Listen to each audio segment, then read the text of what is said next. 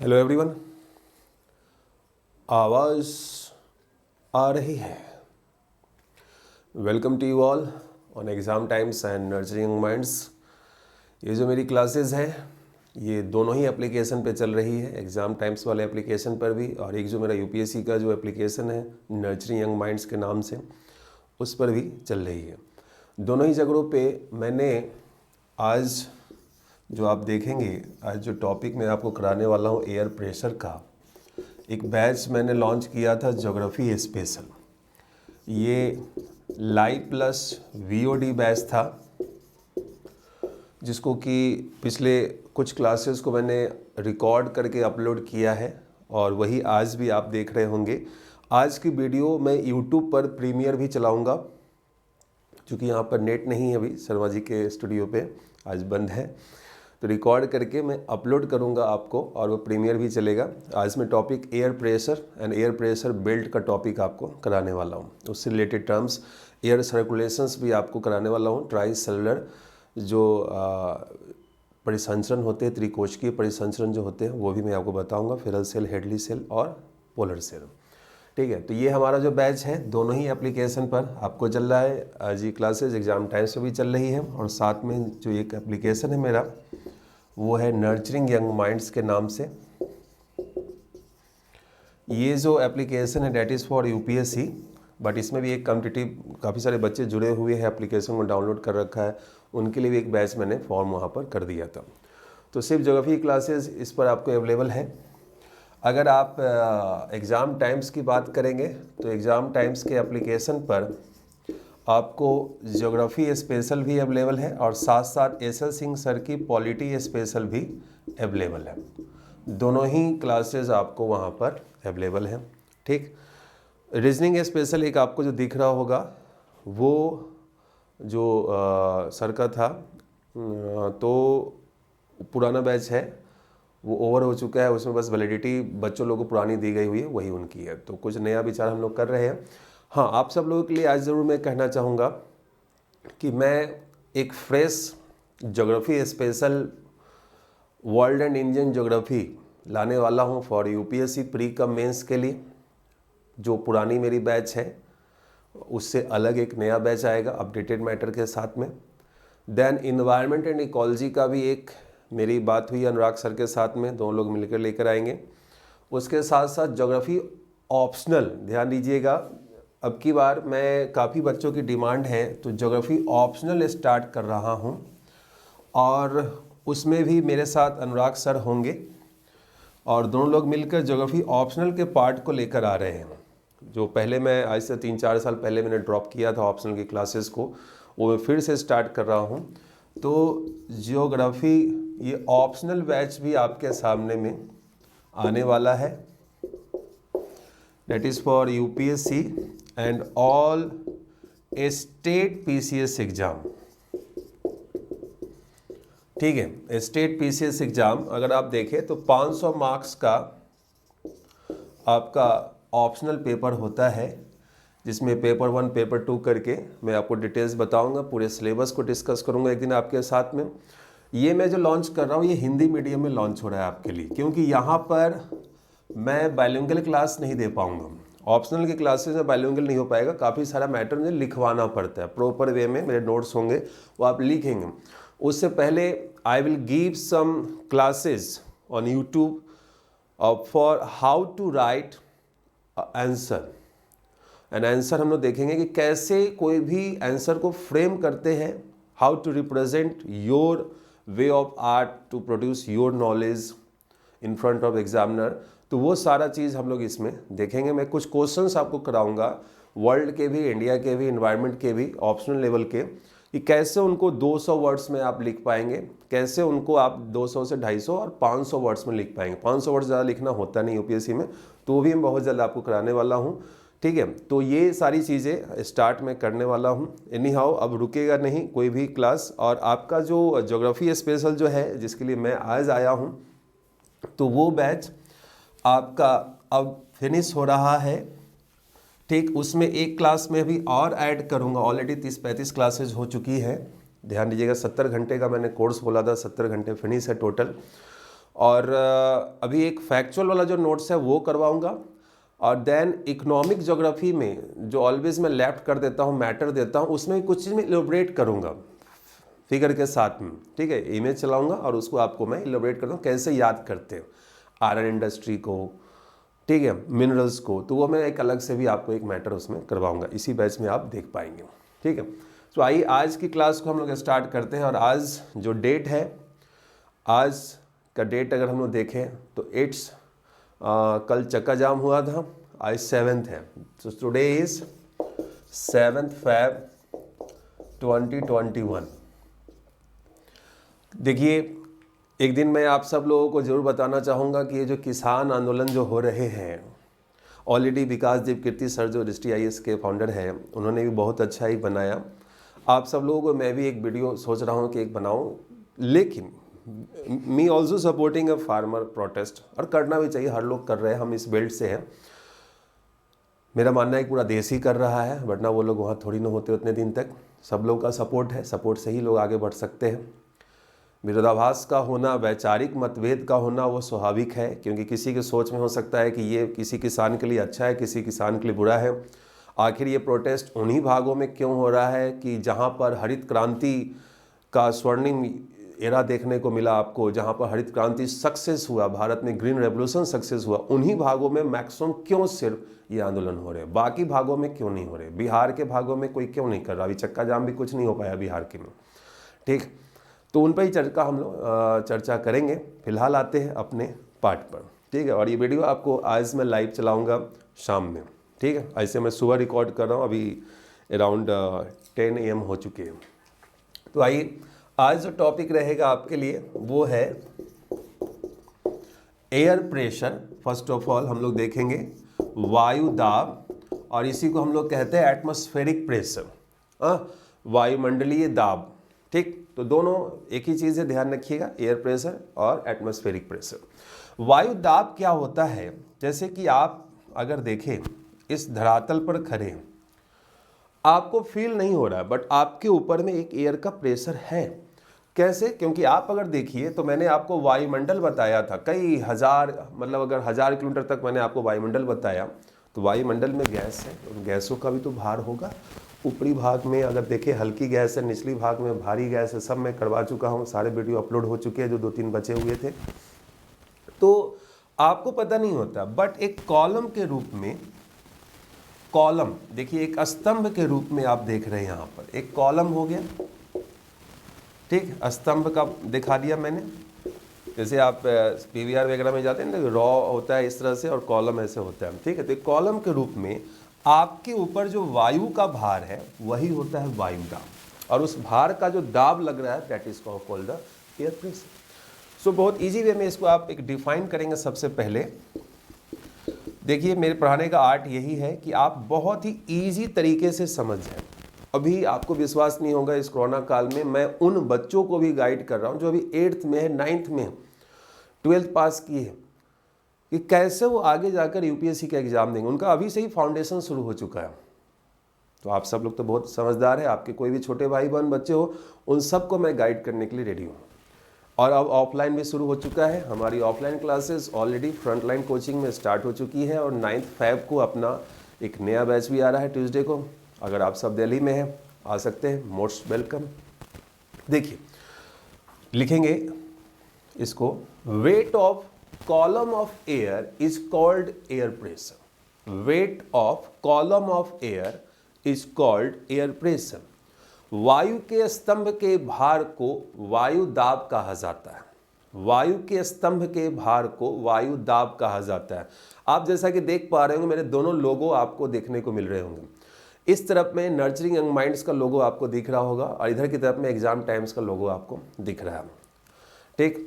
क्योंकि ये क्लासेस दोनों ही प्लेटफॉर्म पर मैंने कंप्लीट किया है, तो इसलिए दोनों ही लोगो आपको यहाँ पर इस क्लासेस में आज देख रहे हैं, और ये दोनों ही चैनल पर भी मैं चलवा दूंगा, यूट्यूब चैनल पर भी, ठीक है। एग्ज़ाम टाइम्स के जो शुरुआत, जो इससे पहले की जो क्लासेस काफ़ी सारी चीज़ें रही थी, उन सब को सॉर्ट आउट कर एक नया युग की शुरुआत हम लोग करेंगे, और उम्मीद है बहुत बेहतर करेंगे। सो हमने देखा यहाँ पर weight of column of air is called air pressure. वायु के स्तंभ के भार को वायु दाब कहते हैं। देखिए अब इसी में आपको मैं समझाता हूं। अब जैसे थोड़ा सा कंसेप्ट समझिएगा, टेम्परेचर किसी भाग का हाई हो जाए तो सरफेस क्या हो जाता है, heated. Now the surface is heated. एक बार जब धरातल गर्म हो जाए तो धरातल से लगी हुई वायु क्या हो जाती है, गर्म। ये सब मैं आपको करवा चुका हूं क्लास में, ठीक। अब एक बार जब वायु गर्म हो जाए तो ये एयर क्या होता है, एक्सपेंड कर गया, ऊपर की ओर फैल जा रहा है, अपलिफ्ट कर जा रहा है, ठीक है। एयर, वायु का उत्थान हो रहा है, वायु फैल रही है, ठीक। अब जब ये वायु फैल रही है तो जो वायु का इसके ऊपर भार पड़ रहा था वो कम हो जाएगा ना, तो ये प्रेशर क्या हो गया, कम। तो ये क्या बन गया, लो प्रेशर, निम्न दाब। किसी भी स्थान का तापमान बढ़ेगा, तापमान बढ़ेगा तो प्रेशर घटेगा। क्यों घटेगा, क्योंकि तापमान के बढ़ने से पहले तो धरातल गर्म होगी, धरातल से लगी वायु गर्म होगी। किस प्रक्रिया से, तो आप देखते हैं संचालन की प्रक्रिया से, कंडक्शन प्रोसेस है, सब करवाया हुआ है आपको क्लास में। और वायु गर्म होकर फैलती है, एक्सपेंड करेगी, लिफ्ट करेगी ऊपर की ओर। जैसे ही फैलेगी तो प्रेशर कम हो जाएगा। वाइल यू सी कि अगर एक ऐसा स्थान है, पोलर एरिया ले लीजिए, जहां पर टेम्परेचर बहुत ही ज़्यादा लो होता है, माइनस में टेम्परेचर। अब माइनस में टेम्परेचर है तो ये भाग कैसा है, कोल्ड। वायु कैसी हो जाएगी, कोल्ड। जब वायु कोल्ड हो गई, कोल्ड वायु कैसी हो जाती है, हेवियर, भारी। और भारी वायु पर गुरुत्वाकर्षण बल लगता है, भार बढ़ जाने से गुरुत्वाकर्षण बल लगेगा। ऐसी स्थिति में यह वायु ठंडी होकर, भारी होकर नीचे की ओर आती है। और जब वायु नीचे की ओर बैठेगी, यहां पर वायु का क्या हो रहा है, अगर हम लोग देखें तो एसेंट हो रहा है, यहां पर वायु का क्या हो रहा है, तो डिसेंट हो रहा है। आरोहण, अवरोहण, अवतलन, इस सब चीज़ की जानकारी होगी, उत्थान अवतलन होना। तो वायु का जब डिसेंट एयर हम लोग यहाँ पर दिखाते हैं, ये एसेंट एयर आपने दिखा दिया, तो इस भाग में प्रेशर क्या हो गया, बढ़ गया, ये बन गया हाई प्रेशर। बहुत इजी तरीके से समझिए, कुछ भी एक्स्ट्रा पढ़ने की जरूरत नहीं पड़ेगी, सब कुछ अभी मैं आपके इस क्लास में कंप्लीट कर दूँ। कोई भी अगर क्वेश्चन एयर प्रेशर से बनेगा तो आपसे बाहर नहीं जाएगा, ठीक। आइए अब देखते हैं कि ये जो वायु जो निचले भाग में गर्म है, ऊपर की ओर उठेगी, ऊपर उठने के साथ वायु क्या होती है, ठंडी। क्योंकि कोई वायु फैलेगी, कोई वस्तु फैलती है तो तापमान क्या हो जाता है, कम। अब जब वायु ऊपरी भाग में आप गए तो यहां पर वायु हो गई है ठंडी। अब ठंडी वायु ऊपर की ओर कितना उठेगी, अगर नीचे संवहनीय धाराएं अधिक हो तो वो अलग चीज है, मैंने इसको आपको प्रेसिपिटेशन में समझा रखा है, DLR, WLR सब समझाया है, ठीक। एडियाबैटिक लैब स्टेट, रुदोष में पतन दर, जो कि NDA, CDS, CAPF सब में आते हैं क्वेश्चन। हाँ, अलग बात है कि अभी तक SSC में नहीं आया। तो वायु ठंडी हो जाने पर ये जो वायु है ये इस प्रकार से मूव कर जाती है, नॉर्थ की ओर, साउथ की ओर। अगर हम लोग देख ले इस प्रकार से तो ये वायु कैसी है, ठंडी। अब एक स्थान देखिए, 30 से 35 डिग्री का एरिया मैं आपको दिखा रहा हूँ आगे। अभी आपको मैं थोड़ी देर में सब ट्रॉपिकल हाई प्रेशर बेल्ट भी दिखाऊंगा, उसका कंसेप्ट देखिए। यहां पर वायु इस भाग में ठंडी वायु है, दोनों तरफ से आ रही है, और दोनों तरफ से आने वाली ठंडी वायु जो है यह टकराकर और ज्यादा ठंडी होकर नीचे की ओर बैठ रही है, ध्यान दीजिएगा। तो इससे भी प्रेशर क्या हो जाएगा, बढ़ जाएगा। यहां पर सरफेस का टेम्परेचर की हमने चर्चा नहीं किया है। सरफेस टेम्परेचर का कोई रोल नहीं, यहां सरफेस टेम्परेचर अधिक हो, लो प्रेशर, यहां सरफेस टेम्परेचर लो हो, हाई प्रेशर। यहां पर सरफेस टेम्परेचर का कोई रोल नहीं है। वायु डिसेंट हो रही है, वायु का अवतलन हो रहा है। इस भाग में आप देखिए तो वायु का अवतलन हो रहा है, डिसेंट एयर है, और ये नीचे उतरने वाली जो ठंडी वायु है ये क्या बना देती है, तो हाई प्रेशर बना देती है। कंसेप्ट क्या कहता है, एक बार फिर से समझिएगा।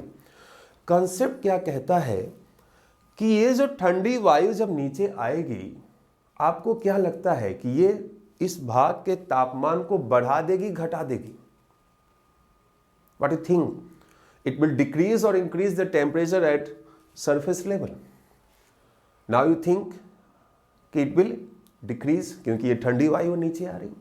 बट लेट्स सी होता क्या है कि इतने ह्यूज वॉल्यूम से, ध्यान दीजिएगा, इतने ह्यूज वॉल्यूम से जब ये एयर नीचे की ओर आते हैं तो आपसी एयर मॉलिक्यूल्स आपस में टकराएंगे कि नहीं टकराएंगे, कोलिजन होंगे, और इनके कोलिजन होने से आपसी एयर मॉलिक्यूल्स के बीच में क्या हो जाएगा, फ्रिक्शन, घर्षण की क्रिया होगी, and then the increase the temperature. जैसे जैसे ये वायु ऊपर से नीचे की ओर आएगी, आपकी भी जानकारी में है कि निचले भाग में वायु का घनत्व अधिक होता है, वायुमंडल में आपको बता चुका हूं इससे पहले वाले चैप्टर में। तो आप देखेंगे नीचे की ओर आएगी, डेंसिटी बढ़ेगी, एयर मॉलिक्यूल्स ज्यादा टकराएंगे, टेम्परेचर बढ़ेगा। तो एक एरिया होता है 30 से 35 डिग्री का, वहां पर इस प्रकार से हाई प्रेशर बनता है।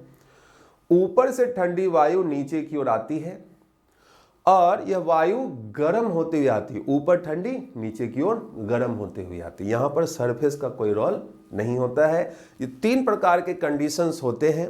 चौथा एक और मैं आपको बताऊंगा कैसे लो प्रेशर बनता है, बट वो सब पोलर के साथ में बताऊंगा। इसको आपको राइट डाउन कर लेना है, कैसे लो प्रेशर बनता है, कैसे हाई प्रेशर बनता है, और कैसे वायु के अवतलन से भी, सब्सिडेंस से भी, डिसेंट एयर से भी हाई प्रेशर बन जाता है। और ये ठंडी वायु जब नीचे की ओर आती है तो वायु का टेम्परेचर क्या हो जाता है, बढ़ जाता है। क्लियर है पॉइंट? यहां तक आपको पहले राइट डाउन कर लेना है, फिर हम लोग आगे की ओर मूव करते हैं। ठीक, मेरे पूरे कोर्स कंप्लीट है। आप अगर CDA, CA, PF कोई भी, इवन कुछ चीज़ें मैं इस वाले मैटर में जो दोनों बैचेस मैंने बनाए हैं दोनों एप्लीकेशन पर, कुछ एक्स्ट्रा ही चीज़ें आपको देखने को मिलेंगी। मैंने प्लेट टेक्टोनिक्स से लेकर कई सारी चीज़ें एक्स्ट्रा कराए हैं, और भी कुछ चीज़ें मैं और ऐड करने वाला हूँ आपको। और एक बहुत जल्द, चूँकि मैं देखता हूँ काफ़ी सारे बच्चे ना जैसे इन्वायरमेंट को लेके परेशान रहते हैं, तो वो मैं YouTube पर ही लाइव करूँगा आप सब लोगों के लिए फ्री ऑफ कॉस्ट। आप उनको ज़रूर देखिएगा, ठीक है। आप कोई भी बच्चा हो उनको आप सजेस्ट कर सकते हैं। हमारे लाइव BOD बैचेस अवेलेबल है 9 मंथ्स वैलिडिटी के साथ में, ठीक है। 9 मंथ्स की वैलिडिटी आपको दी जा रही है दोनों ही एप्लीकेशन पर। एग्जाम टाइम्स पे अगर हम लोग देखें 6 मंथ्स है, उसको मैं 9 मंथ्स कर दूंगा आपको, ठीक है। आप आराम से फुल सेटिस्फेक्शन के साथ पढ़िए। आइए देखते हैं आगे की ओर लेकर चलते हैं। तो ये हमने जाना क्या होता है वायु दाब, किस प्रकार से वर्क करता है। अब मैं आपको बताता हूँ। सबसे पहले तो ये बताइए आप सब लोग कि जब भी आपको मैं ये जैसे शाम में प्रीमियर चलाऊँगा, आज अराउंड 7 PM के आसपास चला देता हूँ, या 8 PM जो भी आप देख लेते हैं, मैं थोड़ा सा टाइम दूंगा आज।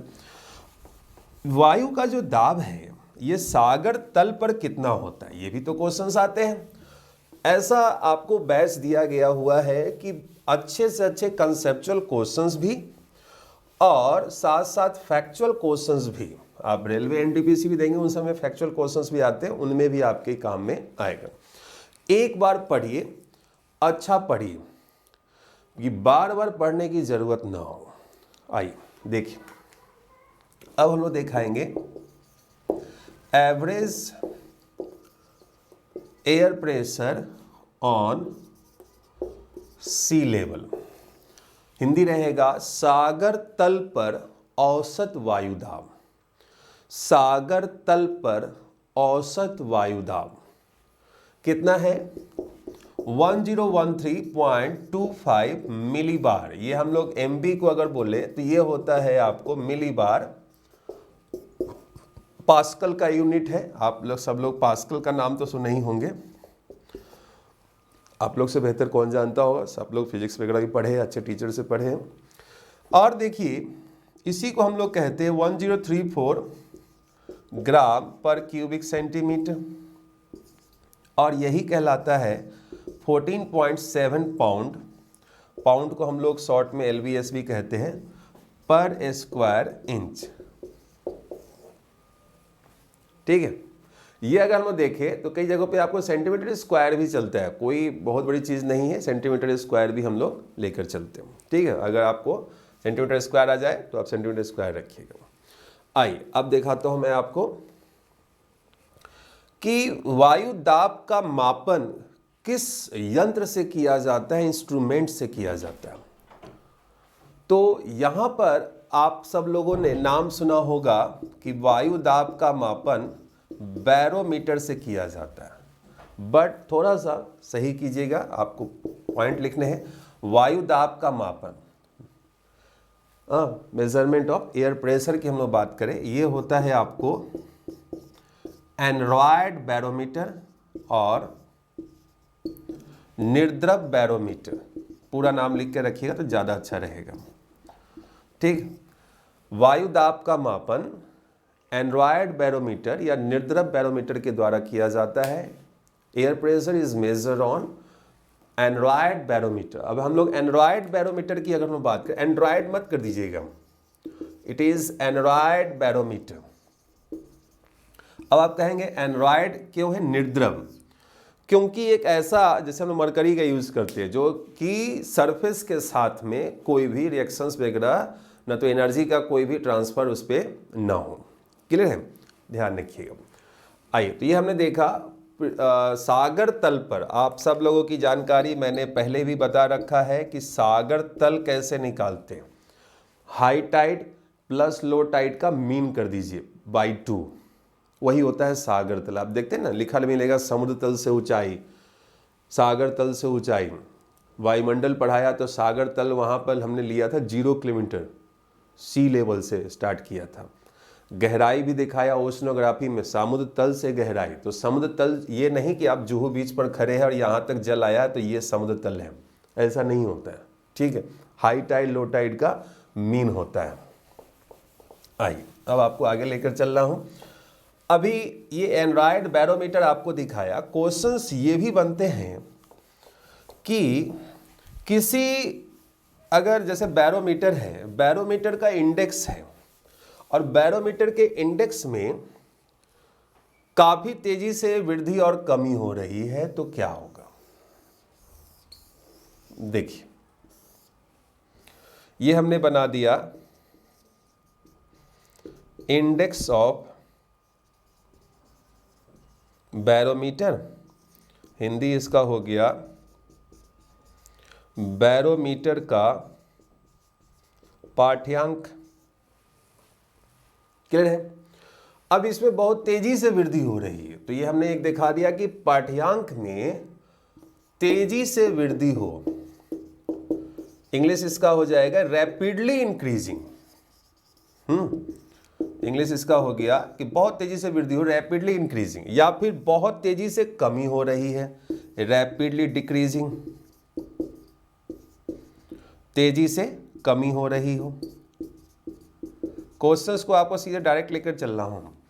या फिर ऐसा हो कि धीरे धीरे कमी हो रही हो और धीरे धीरे वृद्धि हो रही हो, ग्रेजुअली इंक्रीजिंग और डिक्रीजिंग, धीरे धीरे कमी या वृद्धि। इधर आप दिखाते हैं मौसम। क्वेश्चन पूछा जाता है कि अगर ऐसी स्थिति है तो किस प्रकार का मौसम बनेगा, कैसी दशा होगी, स्टेबल है अनस्टेबल है, किसमें वर्षा तेज होगी, किसमें नहीं होगी, किसमें हल्की होगी। आइए देखते हैं। सबसे पहले हम लोग स्टार्ट करते हैं तेजी से वृद्धि, इसी को लेते हैं। फिर हम लोग लेंगे तेजी से कमी और फिर लेंगे धीरे धीरे कमी एवं वृद्धि।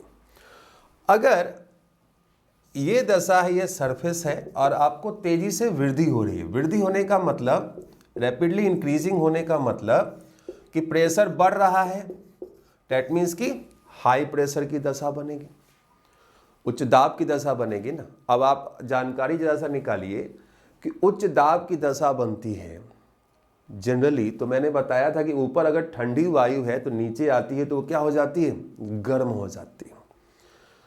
बादल बनेंगे क्या? बादल आसमान में बनते हैं कि जमीन पर बनते हैं? जब वायु का उत्थान होता है, एसेंट हम लोग दिखाते हैं, वायु ऊपर जाती है, ठंडी होती है, एक ड्यू पॉइंट तक पहुंचता है, ओशांक बिंदु, सैचुरेटेड एयर तक पहुंचता है, जिसका तापमान होता है 0 डिग्री सेल्सियस प्रेसिपिटेशन में कराया, और then the condensation will starts over the dust particles, तो बादल बनते और वर्षा होती। यहां पर तो ऐसा हुआ नहीं, तो ये आप यहां पर दिखाते हैं, ये मौसम बन जाएगा स्टेबल वेदर। पहला पॉइंट यहां पर बनेगा, कैसा मौसम हो गया, तो मौसम बनेगा स्थिर, नो क्लाउड, नो रेनफॉल, न बादल बनेंगे न वर्षा होती है। और एक पॉइंट इसमें जो आया हुआ आपके एग्जाम में क्वेश्चन है, कैसी दशा होगी, anti cyclonic condition. Anti cyclonic condition, Hindi इसका आप लिख के रख लेंगे, प्रति चक्रवात की दशा, प्रति चक्रवात की दशा। दैट मीन्स कि बैरोमीटर के पाठ्यांक में तेजी से वृद्धि होना ये क्या सूचित करता है, प्रदर्शित करता है, दर्शाता है। कई तरह से क्वेश्चंस बनते हैं। स्थिर मौसम, बादल नहीं बनते हैं, वर्षा नहीं होती, प्रति चक्रवात की दशा होती है, गर्मी का मौसम स्थिति हो जाती है, वार्म हो जाता है, कुछ उतना मजा आता नहीं। Now come for the rapidly decreasing. अब अगर हम लोग देखें कि बहुत तेजी से कमी आ रही है, ध्यान दीजिएगा, बहुत तेजी से कमी आ रही है। कमी आने का मतलब है कि हवा उतनी ही तेजी से, वायु जो है ऊपर की ओर उठ रही है। ध्यान दीजिएगा, ऊपर उठने वाली वायु हवा नहीं होती, हवा हॉरिजॉन्टली चलती है। ऊपर उठने वाली वायु को धाराओं कहते हैं हम लोग, संवहनीय धारा, कन्वेक्टिव करंट्स कहते हैं। ऊपर जाए या नीचे, vertically movements of air is called the currents, not the winds. तो ये वायु जब ऊपर की ओर उठेगी, ठंडी होगी, टेम्परेचर इसका 0 डिग्री सेल्सियस हो जाएगा, फिर इस पर कंडेंसेशन प्रोसेस स्टार्ट हो जाएगा और इस संघनन की क्रिया से क्या बन जाएगा, बादल, और इस बादल से क्या होंगे, वर्षा। ये मौसम खराब हो गया। तो यहाँ आप दिखाते हैं पहला पॉइंट कि मौसम हो जाता है अस्थिर। पॉइंट क्या हो गया, अनस्टेबल वेदर। यहां पर कैसी दशा हो रही, यहां तक आप देख पा रहे हैं, हेवी रेनफॉल। ध्यान दीजिएगा, हेवी रेनफॉल। यहीं पर आप दिखाएंगे, हिंदी में लिख दे रहा हूं मैं, थंडर स्टॉर्म। यहां आप दिखाएंगे हेल स्टॉर्म, ठीक। और ये जो दशा बन जाती है साइक्लोनिक कंडीशन, ठीक। हिंदी क्या हो जाएगा इसका, तीव्र वर्षा। ध्यान दीजिएगा, बहुत तेजी से कमी हो रही है ना, तो ये लो प्रेशर बन रहा है, यहां पर हाई प्रेशर बन रहा था, ठीक है। तो ऐसी स्थिति में ये लो प्रेशर हमने दिखाया हुआ है यहां पर। तो तीव्र वर्षा होगी, त्वरित झंझा होगा, त्वरित झंझा। देन आप अगर देखें ओलावृष्टि, वृष्टि मतलब वर्षा, ओलावृष्टि होगी। और साइक्लोनिक कंडीशन को हम लोग देते हैं क्या, चक्रवात की दशा बनेगी, ठीक। हमने दिखाया चक्रवात की दशा बन रही है। तो आप देख पा रहे हैं यहां पर कि जब भी बैरोमीटर के इंडेक्स में रैपिडली डिक्रीजिंग हो तो अनस्टेबल वेदर होगा, हेवी रेनफॉल होगा, thunder storm, hello storm, cyclonic conditions बनेंगी। मैं आपको साइक्लोन करवा चुका हूं, अच्छा खासा मैटर आप साइक्लोन में पढ़ चुके हैं। जब आप वीडियो देखेंगे यू विल रियलाइज कि you can able to solve all kind of questions which is asked in the previous questions, ठीक, और इवन अपकमिंग एग्जाम्स। तो ये हमने दो जान लिए। अब है धीरे धीरे कमी वृद्धि, ग्रेजुअली डिक्रीजिंग इंक्रीजिंग वाले में क्या होगा, तो ग्रेजुअली डिक्रीजिंग इंक्रीजिंग वाले में मौसम बहुत ही सुहावना हो जाता है। इसको हम लोग कहते हैं ड्रिजलिंग रेनफॉल। हिंदी रहेगा, लिख के रखिएगा, फुहार वाली वर्षा, छिटपुट वर्षा, बूंदाबांदी या फिर रिमझिम वर्षा, ठीक है। ध्यान रखिएगा ये चीजें आपको, क्योंकि धीरे धीरे कमी हो रही है, धीरे धीरे वृद्धि होगी, तो ये अच्छा मौसम दिखाता है, मौसम सुहावना है। अगर इस मौसम में भी आप अगर पढ़ाई कर रहे हैं तो भैया आपकी ज़िंदगी बड़ी नीरस गुजर रही है। मौसम है चाय पकौड़े वाला, लॉन्ग ड्राइव पे जाने वाला, मस्त एंजॉय करने वाला। पढ़ना का टाइम पढ़ना, लेकिन इस टाइम थोड़ा सा रिफ्रेशमेंट भी होना जरूरी है, ठीक है। तो ये हमने दिखाया इंडेक्स ऑफ बैरोमीटर। इन्हीं से क्वेश्चंस बनते हैं, चाहे आप एसएससी दीजिए, चाहे आप सीडीएस सीएपीएफ दीजिए, इवन स्टेट पीसीएस लेवल के एग्जाम प्रीलिम्स तक आप दीजिए, ठीक है। आइए आगे की ओर हम लोग चलते हैं। अब मैं आपको एयर प्रेशर बेल्ट की ओर लेकर चलूंगा, ठीक है। अब जो जानकारी हम लोग करेंगे वह रहेगा एयर प्रेशर बेल्ट। कमेंट्स आज मैं ले नहीं पा रहा हूं, ऐसे मैं जब इसको प्रीमियर चलाऊंगा उस टाइम भी आप मुझे कमेंट्स कर सकते हैं। और now you can also send me message on WhatsApp. आप मुझे व्हाट्सएप पे मैसेज भी कर सकते हैं, और अगर अच्छा लगे तो आप इसको शेयर भी कर सकते हैं किसी भी दूसरे अपने friends, those who are looking for some courses of geography special, they can purchase from these two applications। ठीक, अभी हम लोग आ रहे हैं, हेडिंग रहेगा एयर प्रेशर बेल्ट, हिंदी हो जाएगा वायु दाब पेटी। ठीक है, एयर प्रेशर बेल्ट, वायु दाब पेटी। देखिए इसको हम लोग कैसे समझते हैं, जरा सा ध्यान दीजिएगा।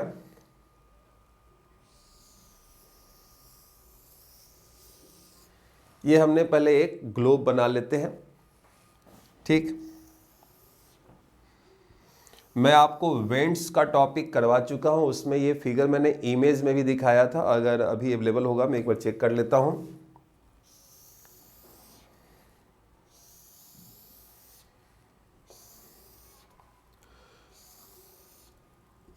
सारा टर्म्स के साथ में आपको कंसेप्ट विथ फैक्ट्स पढ़ाया गया हुआ है, जो कि आप इन बैचेस से देख सकते हैं। देखिए 0 डिग्री तो आप सब लोगों की जानकारी में है ही, ये है आपको 5 degree south latitude, this one is 5 degree north latitude, 30 degree north, 35 degree north, 60 degree north, 65 degree north, 80 degree north, और ये है 90 डिग्री नॉर्थ पोल वाला। ठीक, अब जो देखिए निचले भाग में भी सेम रहेगा, 30 डिग्री साउथ, 35 डिग्री साउथ। ठीक है, इस ठीक से लिखिएगा, ये 35 है। This one is 60 degree south, 65 degree south, और ये है 80 डिग्री साउथ, और ये है आपके सामने में 90 डिग्री साउथ। पैटर्न थोड़ा अलग अलग हमने बनाया है।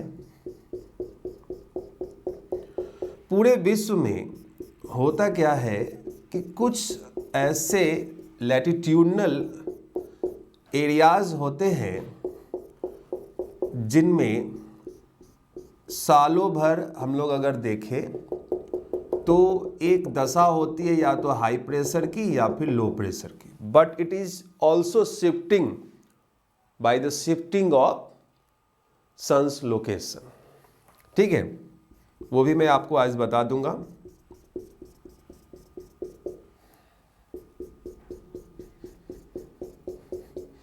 जब आप प्रॉपर यूपीएससी वाले क्लास में होंगे तो उसमें मैं आपको बताऊंगा शिफ्टिंग ऑफ प्रेशर बेल्ट, कैसे शिफ्टिंग ऑफ प्रेशर बेल्ट होता है, थोड़ी सी चीज़ों को जानकारी आपको करना होगा। आज मैं आपको पूरा एयर प्रेशर बेल्ट के बारे में जानकारी देता हूं। देखिए ध्यान दीजिएगा, एयर प्रेशर बेल्ट की अगर हम लोग चर्चा करें तो हमें इस प्रकार से हम दिखाएंगे। टोटल जो वायु दाब पेटियां जो होती है, तो टोटल बेल्ट होते हैं कितने, 7, जो आपके सामने में यहाँ पर दिख रहे हैं। एक पेटी क्यों कहते हैं, बेल्ट क्यों कहते हैं, क्योंकि 30 से 35 से क्या हो गया, पूरे ग्लोब पर एक पट्टी के रूप में हो गया ना, इसलिए इसको हम लोग बेल्ट कहते हैं, पेटी कहते हैं। तो यहाँ हमने दिखाया एयर प्रेशर बेल्ट है। इस तरफ में आप दिखा देते हैं थर्मल कंडीशन, हिंदी इसका हो जाता है तापीय दशा। ठीक, एक तरफ आपने कर दिया थर्मल कंडीशन, तापीय दशा, दूसरी तरफ आप कर दे रहे हैं डायनामिक कंडीशन, जिसे हम लोग कहते हैं गतिक दशा। अगर आप पीसीएस लेवल पे जाएंगे, सीएपीएफ जाएंगे तो इसकी ज़रूरत आपको पड़ेगी। सीजीएल में इसकी ज़रूरत नहीं पड़ती, कुछ चीज़ों की यहाँ से ज़रूरत पड़ती, लेकिन मैंने आपको अच्छे से डिटेल्स में करवा रहा हूँ। देखिए थर्मल कंडीशन के हिसाब, थर्मल कंडीशन में तापमान के बढ़ने घटने, तापमान कहीं अधिक कहीं कम तो क्या दशा होगी।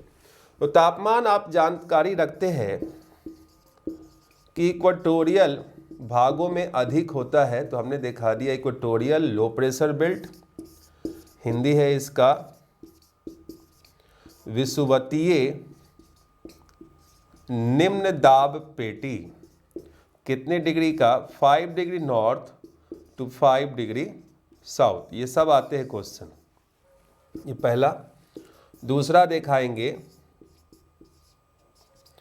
Polar high pressure belt, Hindi है इसका ध्रुवीय उच्च दाब पेटी।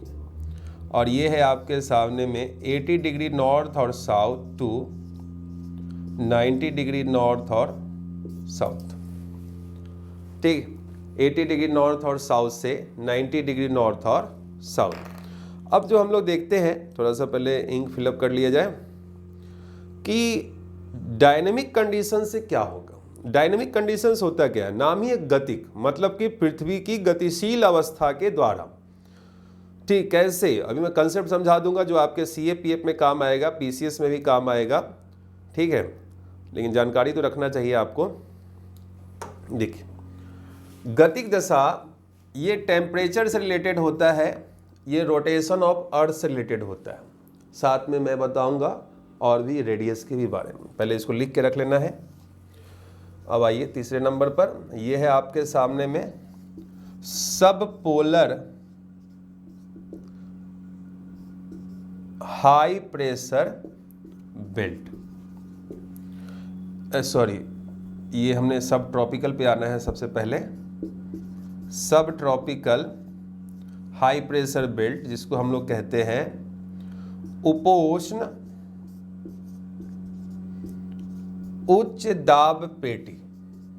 ये होता है आपको 30 डिग्री नॉर्थ और साउथ टू 35 डिग्री नॉर्थ और साउथ।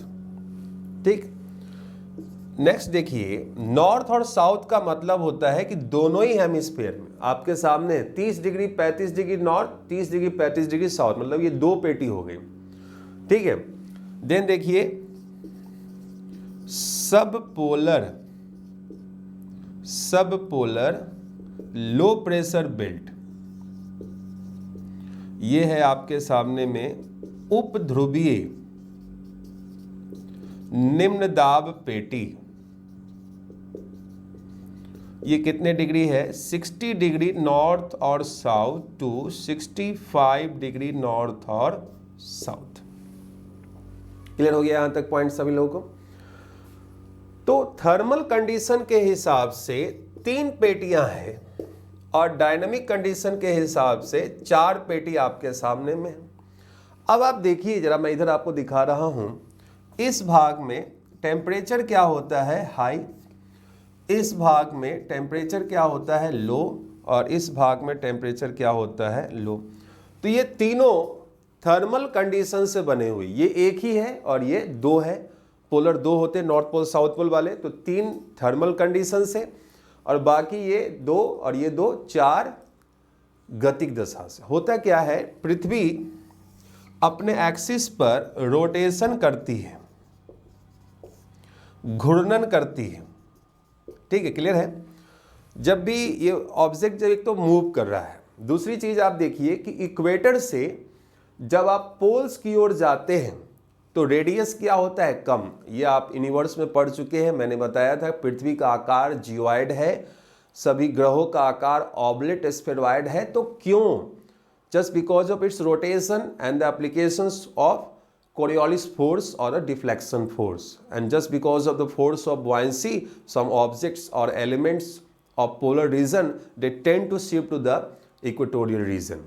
ठीक है कि होता क्या है कि जब भी कोई ऑब्जेक्ट मूव करता है तो डिफ्लेक्शन फोर्स लगता है और हम लोग देखते हैं कि इस पोलर रीजन से कुछ ऑब्जेक्ट जो है, मटेरियल्स जो एलिमेंट्स जो है, वो फोर्स ऑफ बॉयंसी लगने से बीच में चले जाते हैं, बीच वाला थोड़ा बल्ज हो जाता है, टॉप डाउन थोड़ा सा चिपटा हो जाता है। सब करवाया हुआ है आपको।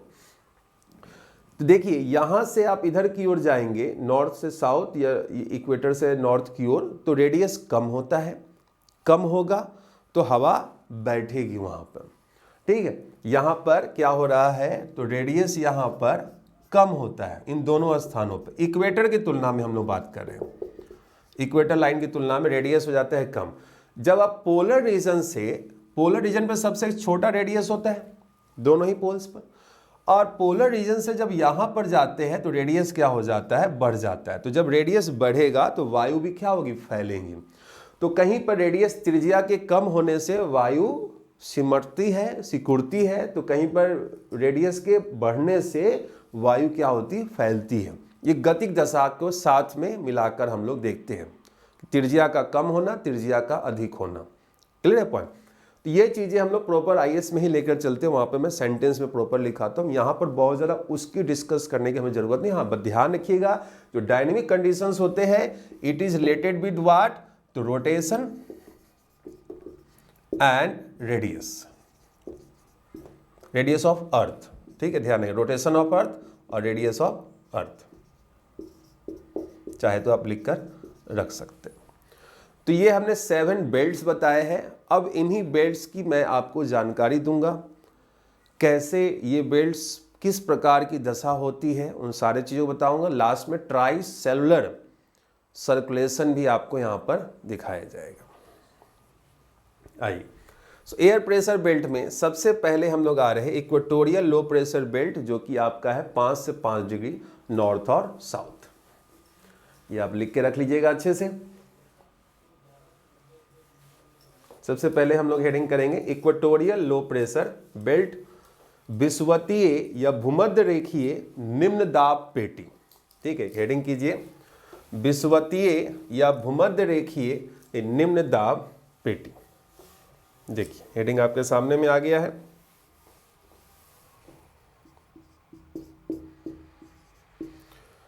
यह है आपका heading, equatorial low pressure belt.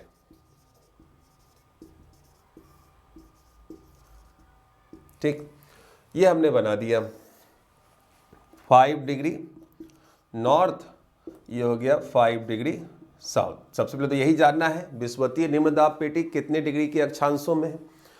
इस भाग में आपकी जानकारी है कि टेम्परेचर हाई होता है फुल ईयर, सालों भर क्या होता है, अधिक। तो जब सालों भर अधिक होगा तो सरफेस यहाँ पर क्या होगा, गर्म, सरफेस गर्म, तो सरफेस से लगी वायु भी गर्म, और जब वायु गर्म तो ये वायु क्या हो जाएगी, ऊपर की ओर उठते रहेगी, और वायु जब ऊपर की ओर उठते रहेगी तो यहाँ पर प्रेशर कैसा हो गया, लो प्रेशर, निम्न दाब। क्लियर है? टेम्परेचर फुल ईयर हाई है, सतह से लगी वायु गर्म होते रहेगी। किस प्रक्रिया से, कंडक्शन की प्रक्रिया से, संचालन की प्रक्रिया से वायु गर्म होगी और वायु क्या हो गया, अपलिफ्ट करेगी, ऊपर की ओर उठ जाएगी। एसेंट हो गया, यहाँ लो प्रेशर बन गया। लो प्रेशर क्यों बन रहा है ये क्लियर हो गया। बट अब पॉइंट ये है कि लो प्रेशर जो बना, इससे कैसी एक्टिविटी इस भाग में होगी। पॉइंट देखिए, यह वायु ऊपर उठी तो इधर से और इस तरफ से, दोनों तरफ से आप देखेंगे हॉरिजेंटली क्षैतिज पवन आ रही है। ठीक है, यहां पर आपने दिखाया कि हॉरिजेंटली वेंट्स दोनों ओर से आ रही है आपको, क्योंकि एयर अपलिफ्ट कर गया। इस एयर को फुलफिल करने के लिए इस आने वाली वायु को भी जब ये इस भाग में पहुंचेगी तो इसको भी ऊपर की ओर क्या किया जाएगा, उठा दिया जाएगा। ध्यान दें, ये हवा आ रही है और हवा का क्या हो रहा है, यहां पर भी उत्थान हो गया, वायु का भी क्या हो गया, अभिसरण हो गया, आकर ऊपर उठ गए। इस कारण से इस प्रेशर बेल्ट को हम लोग कहते हैं ITCZ। इसके फुल फॉर्म से क्वेश्चन आते हैं, इंटर ट्रॉपिकल कन्वर्जेंस जोन। क्या है ये, inter tropical convergence zone. Concept में अभी आपको समझाऊंगा, बिल्कुल क्रिस्टल क्लियर हो जाएगा। अंतः उष्ण कटिबंधीय अभिसरण क्षेत्र,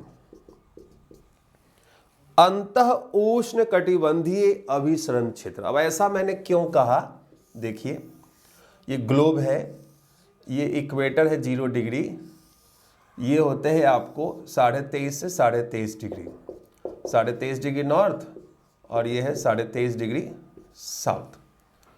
तो इससे क्या हो रहा है, हम लोग अगर देखें तो ये जो रीजन होता है, इस रीजन को हम लोग कहते हैं ट्रॉपिकल, क्योंकि सूरज की लंबवत किरणें perpendicular rays of sun can be overhead at surface in between tropic of Cancer to tropic of Capricorn.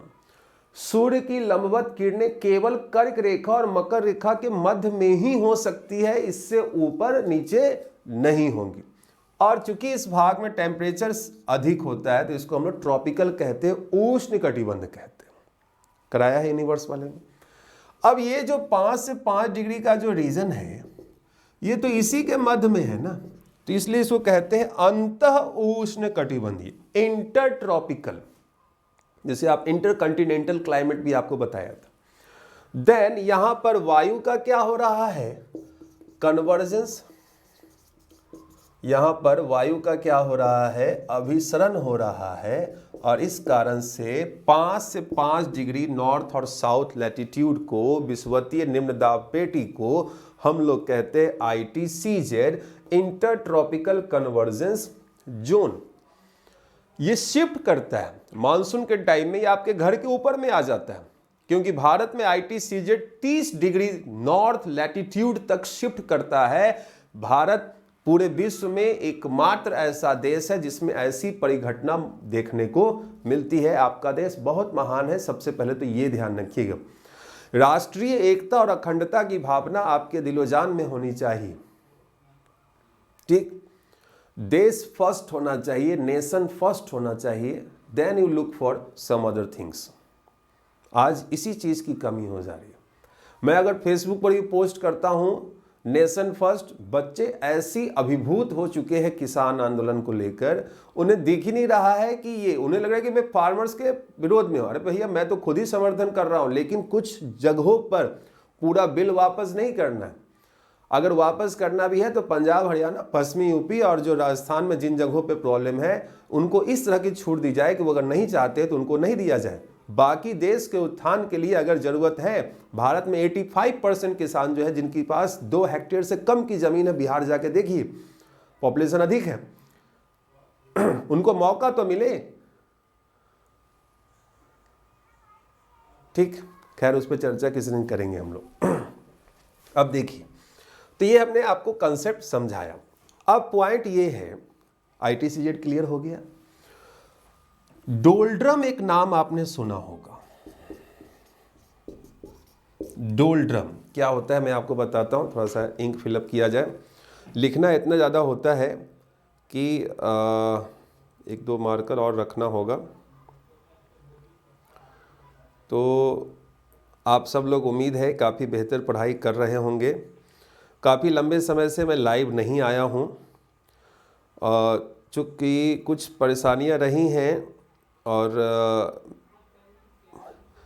Frontline में एक बैच लाया था, वो भी हमारा फिनिश हो चुका है। प्रबल एकेडमी के साथ भी मैं जुड़ा हुआ हूँ, तो उनका भी बैच ऑलमोस्ट फिनिश होने पर आ रहा है अब।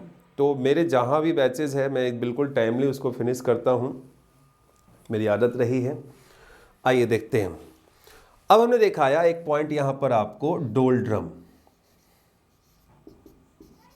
क्या होता है, डोल्ड्रम, इस पे हम लोग चर्चा करते हैं। देखिए, क्या आप में से कोई भी समझ रहा हो कि ये जो हवा आ रही है, ये हवा तो ऊपर उठ गई, तो इस भाग में क्षैतिज रूप में कोई भी पवन है क्या? नो। इन भागों में ITCZ के क्षेत्र में क्षैतिज रूप से पवन नहीं प्रवाहित होती है।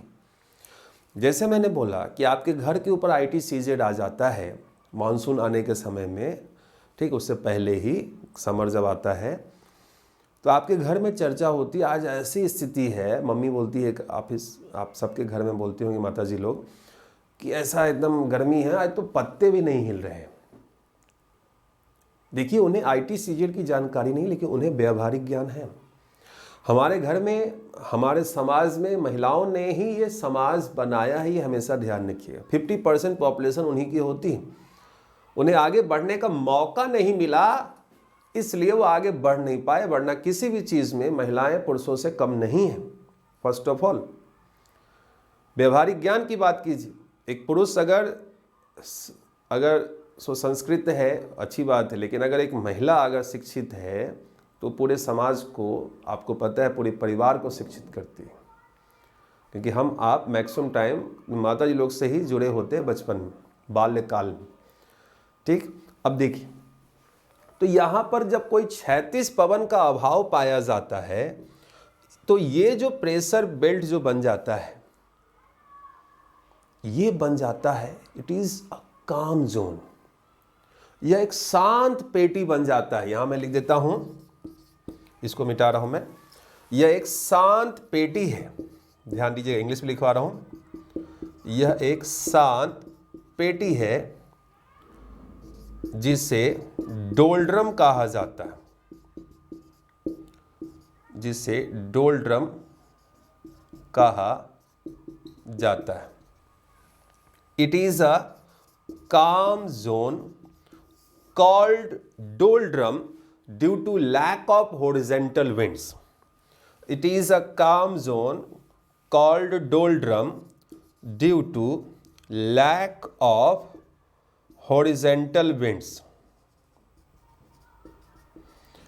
यह एक शांत पेटी है, इसे डोल्ड्रम कहा जाता है क्योंकि इस क्षेत्र में क्षैतिज पवनों का अभाव पाया जाता है। क्योंकि इस क्षेत्र में क्षैतिज पवनों का अभाव पाया जाता है। क्लियर है? चीजें आपको समझ में आ रही होंगी। अब कुछ और चीजें जो आपके पीसीएस, सीए, पीएफ में काम आएगा। देखिए, आईटी सीजेड भी आपका क्लियर हो गया। पॉइंट यहां पर यह है कि ये तापमान अधिक हुआ, सरफेस इस भाग का क्या हो जाएगा, गर्म। सबसे पहले आपने देखा है सरफेस 12 से 2 बजे हो जाएगा हीटेड। ठीक, 2 से 4 बजे के बीच में 2 to 4 PM वायु गर्म हो गई। नाउ द वायु इज अपलिफ्टिंग, वायु संवहन की क्रिया के द्वारा ऊपर उठ रही है। ऊपर उठेगी, वायु का टेम्परेचर कम होगा, संतृप्त वायु की स्थिति बनेगी, ड्यू पॉइंट तक ये पहुंच जाएगा। ड्यू पॉइंट तक पहुंचने के बाद धूल कणों के ऊपर क्रिया होगी संघनन की और बनेंगे क्या, बादल। ये ऐसा क्षेत्र है जहां पर फुल ईयर रेनफॉल देखने को मिलता है। वर्ष भर वर्षा, सालों भर वर्षा का क्षेत्र है। क्लाइमेट कैसा है, जलवायु कैसी है, तो ह्यूमिड दिखा देंगे, आर्द्र जलवायु पाई जाती है। ठीक है, जिन भागों में वाटर वेपर मॉइस्चर अधिक होते हैं वहां पर क्या होगा, ग्रीन हाउस गैस में वाटर वेपर, आपको बताया था लास्ट क्लास में, मैक्सिमम एब्जॉर्ब करता है सूर्य से आने वाली हीट को भी और पृथ्वी से लौटने वाली हीट को भी। इसलिए जिन भी भागों में वाटर वेपर अधिक होंगे वो ज़्यादा हॉट स्पॉट के रीजन होते हैं। ध्यान रखिएगा।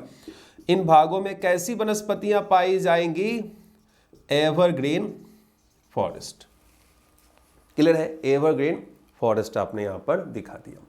तो ये सारे चीज इक्वेटोरियल लो प्रेशर बेल्ट के बारे में मैंने आपको बताए हैं, जो कि आपको ध्यान में रखने की जरूरत है।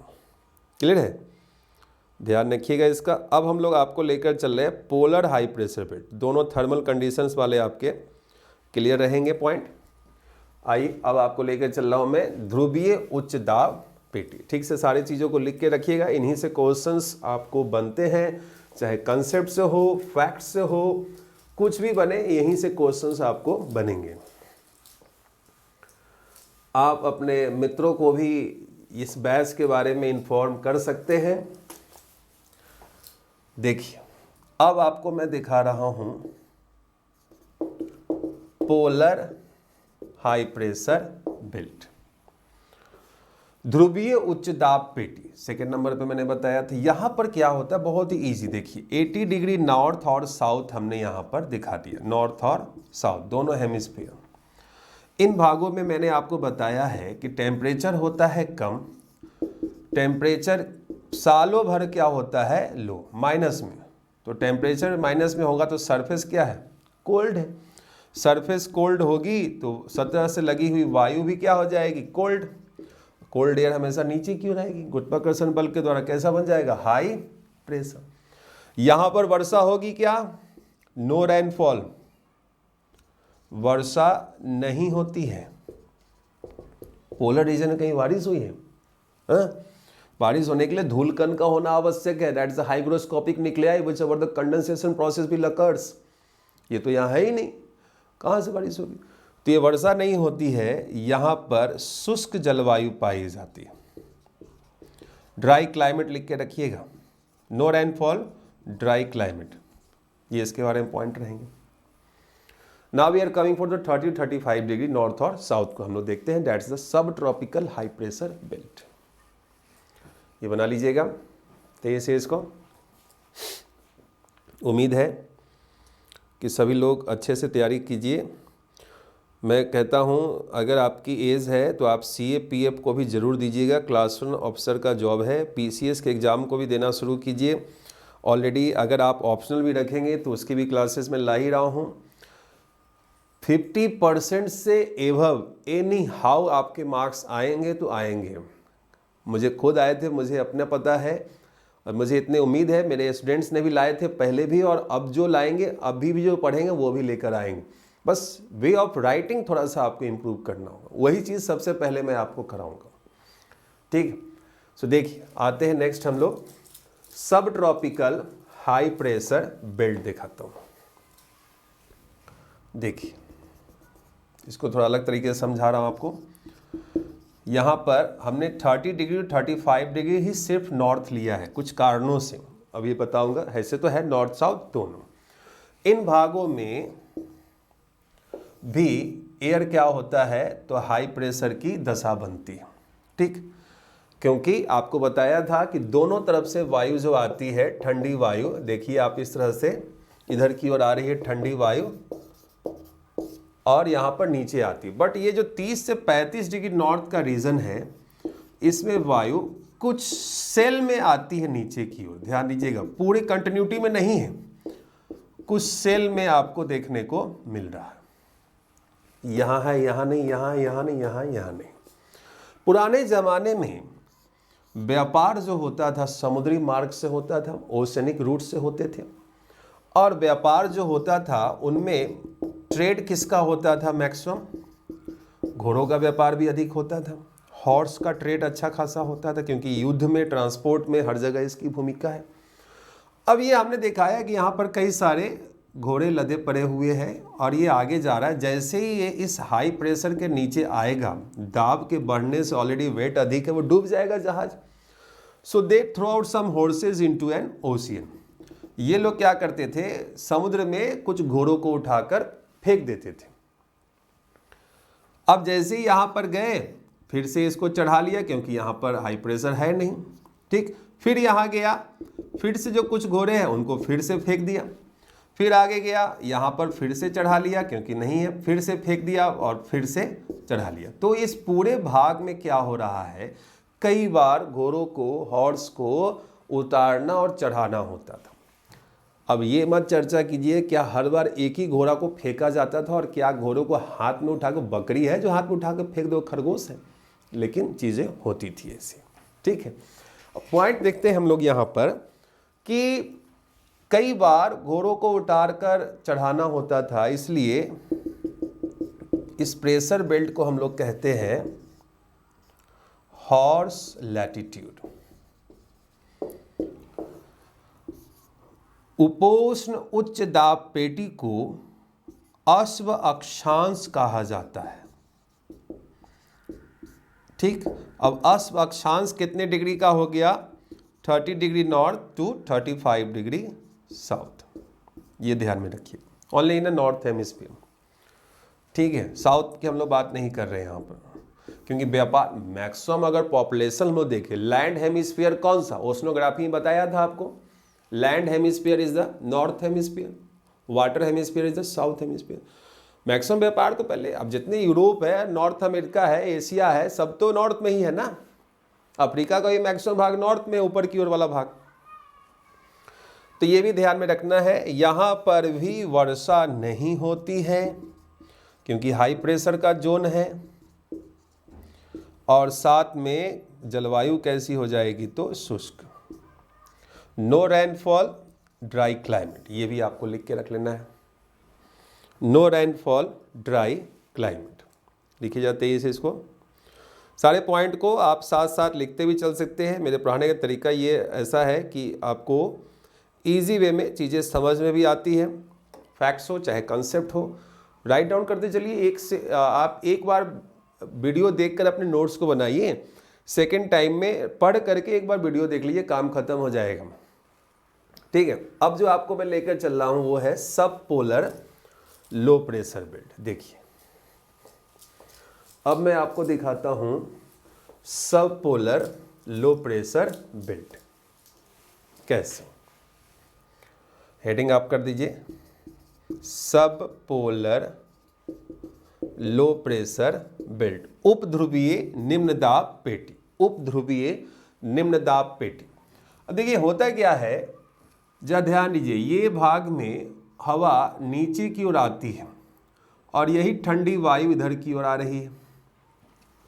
यहाँ पर वायु नीचे की ओर उतरती है, ठीक, ये हवा बनती है, इधर से गर्म हवा है, इधर से ठंडी हवा। मेन चीज़ मुझे वही दिखाना था। होता क्या है, देखिए इधर से एक गर्म हवा आ रही है 30 डिग्री की तरफ से, और इधर से ठंडी हवा आ रही है। ठीक, ये दोनों जब आपस में टकराती है, these are the air masses, वायु राशियां हैं ध्रुवीय तरफ से और इधर से उपोष्ण की तरफ से आ रही है। ये दोनों जब आएगी तो ठंडी वायु जो होती है ये आपको थोड़ा भारी होगी तो नीचे रहेगी, और ये गर्म वायु जो है ये इसके ऊपर में उठ जाएगी। ध्यान दीजिएगा, तो ठंडी वायु नीचे रह गई और गर्म वायु ऊपर उठ गई, तो गर्म वायु के ऊपर उठने से कैसा प्रेशर बनेगा, लो प्रेशर, जो आप यहाँ पर देख रहे हैं। गर्म वायु जो ऊपर उठेंगी इससे भी बादल बनेंगे कि नहीं बनेंगे, बादल फिर से बनेंगे। तो आप यहाँ पर दिखाते हैं वर्ष भर वर्षा होती है,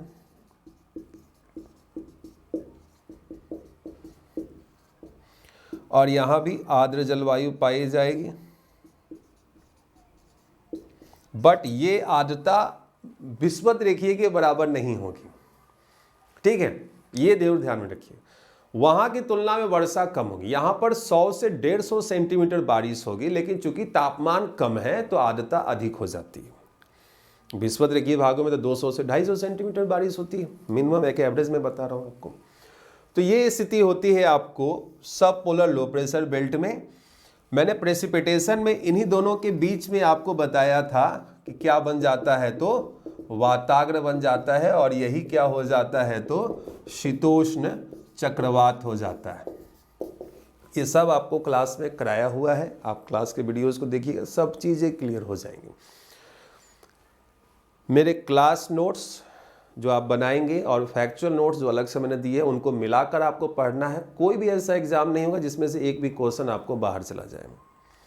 अगर आप करंट के नोट्स पढ़ने चाहते हैं, यूपीएससी लेवल के करंट के नोट्स दिसंबर 2020 तक जुलाई 2019 से लेकर 1.5 साल के मैं अपलोड कर चुका हूं नर्चरिंग यंग माइंड्स के स्टडी मटेरियल पे। आप उसको डाउनलोड करके अपने मोबाइल, अपने लैपटॉप में रख सकते हैं, लेकिन वो इंग्लिश मीडियम में है।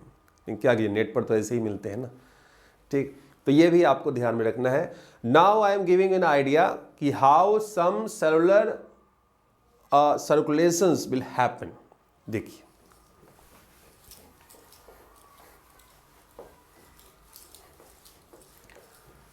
अब मैं आपको यहां पर दिखाता हूं। देखिए चीजों को जरा सा देखिएगा।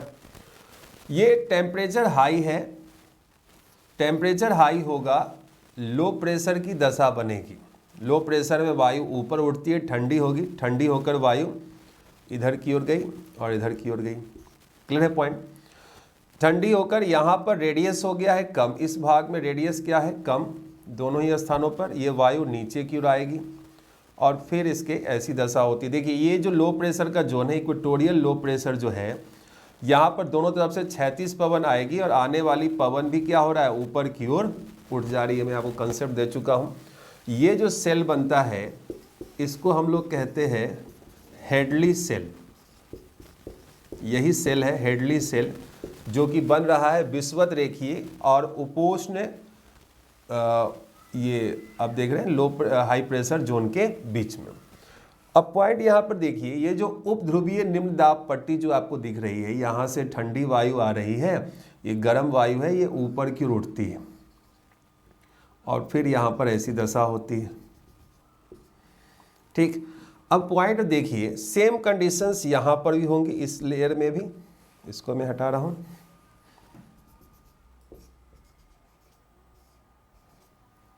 देखिए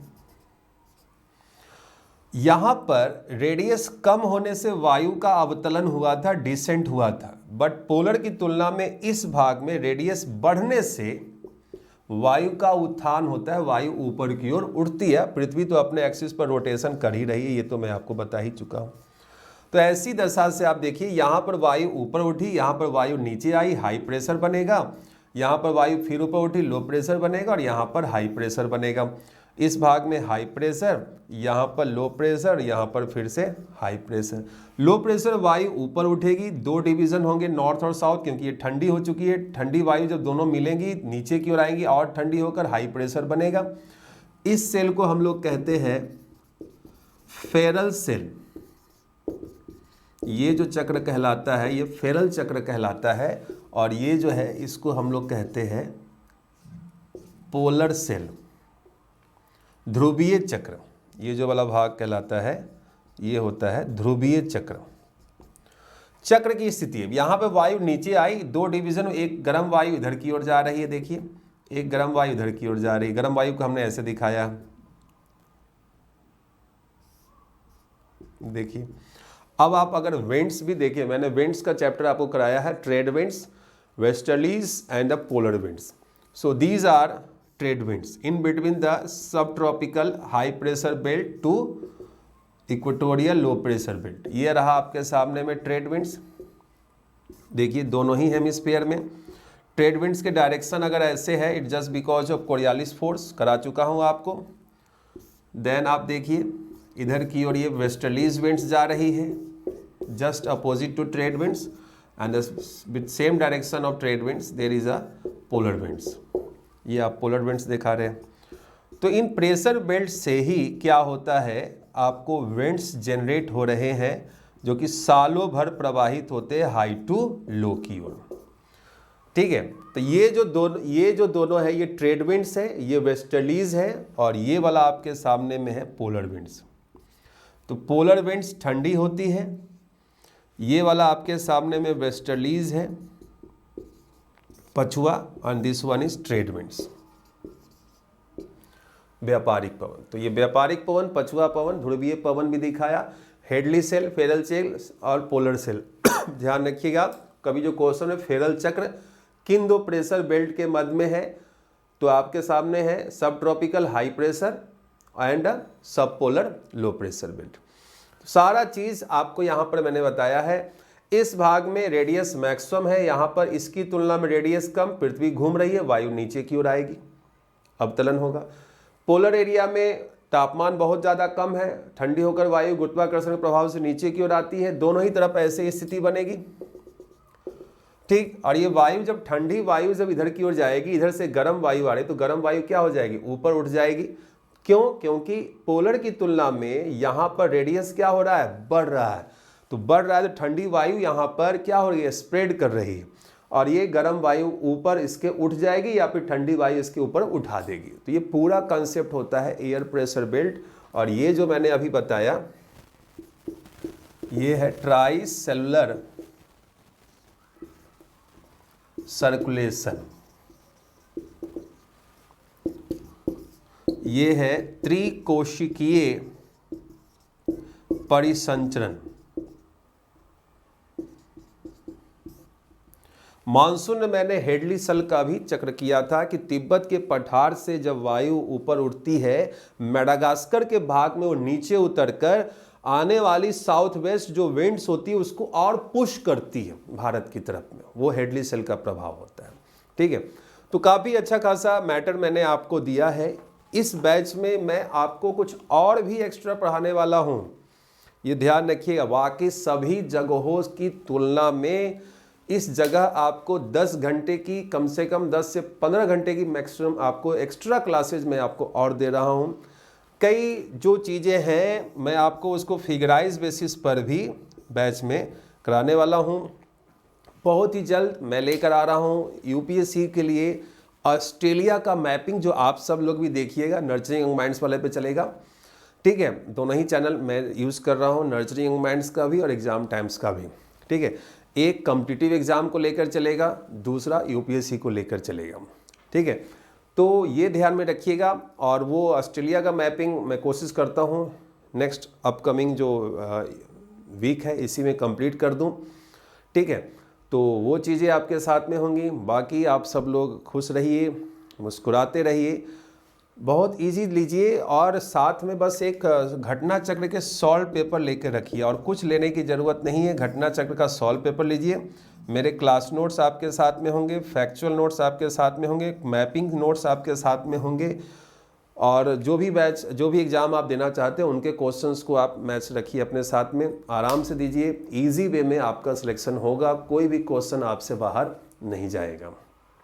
ठीक है, तो आज नहीं तो यहीं तक रखते हैं, और किसी दिन मैं आप सब लोगों को ज़रूर मैसेज कन्वे करूँगा कैसे आगे मैं चीज़ों को लेकर चल रहा हूँ, कैसे मैं ऑप्शनल पेपर ला रहा हूँ, जीएस के लिए कैसे ला रहा हूँ, कॉम्पिटिटिव एग्ज़ाम के लिए और हम क्या करने वाले हैं। हमारे साथ हिस्ट्री, इकोनॉमी, साइंस सबके टीचर जुड़े हुए हैं, बस उनकी क्लासेस को हमें लाइव करने की ज़रूरत है। आप सब लोगों को वेरी मिनिमम कॉस्ट पर आपको सारी क्लासेज अवेलेबल हो रही हैं। हाँ, लेकिन इतने भी नहीं कि मतलब थोड़ा सा ध्यान रखना होता है। ठीक है, कंटेंट में कोई कमी नहीं होगी, क्वालिटी से कोई कंप्रोमाइज़ नहीं होगी। एक बार पढ़िए, अच्छा पढ़िए, जो आपको जीवन भर साथ देगा। तो आज के लिए इतना ही, फिर आप लोगों से बहुत जल्द मुलाकात होगी। तब तक के लिए नमस्कार, धन्यवाद।